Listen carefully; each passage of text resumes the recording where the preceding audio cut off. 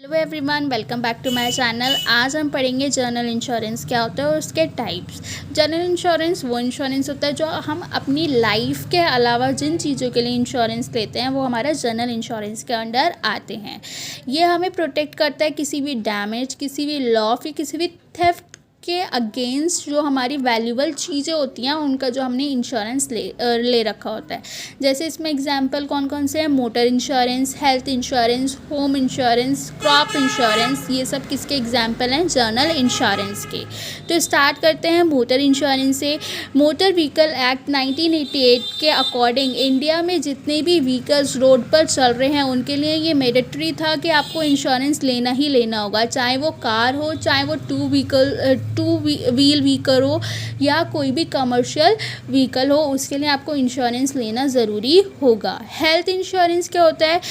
जो भी policy holder है उसको मेडिकल से रिलेटेड या सर्जरी से रिलेटेड एक्सपेंसेस अगर करने हैं तो वो हेल्थ इंश्योरेंस लेता है। ट्रैवल इंश्योरेंस क्या हो रहा है कि सपोज़ आप कोई किसी ट्रिप पे हो और कोई मिस हैपनिंग हो जाती है तो उसके लिए आपका जो ट्रिप इंश्योरेंस होता है वो हेल्पफुल होता है, आपकी फैमिली को एक अमाउंट मिल जाता है।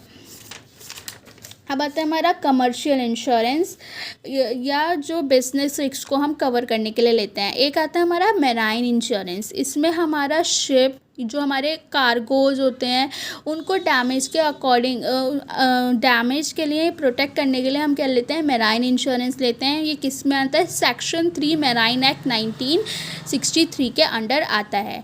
फॉर एग्जांपल एक जलेश है, ठीक है, वो इंश्योरेंस लेता है अपने मैराइन लॉसेस के लिए। जलेश एक शिप का नाम है। यहाँ जैसे कि या तो किसी शिप से कोलाइड हो जाए या कोई उसकी शिप पे कोई एनिमीज़ अटैक कर दें या वो शिप क्या हो जाए? डिसअपेयर हो जाए या कि शिप में कोई डैमेज हो जाए या कोई पायरेट उस पर अटैक कर दे, तो इसके लिए क्या लेता है? ये इंश्योरेंस लेता है।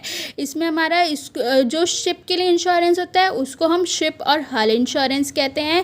जो सामान के लिए होता है उसको कार्गो इंश्योरेंस कहते हैं। और फ्राइट इंश्योरेंस क्या होता है? जो गुड्स उसमें जा रहे हैं उनको कोई कुछ डैमेज ना हो ट्रांसपोर्टेशन के टाइम पर, उसको हम क्या कहते हैं? फ्राइट इंश्योरेंस कहते हैं।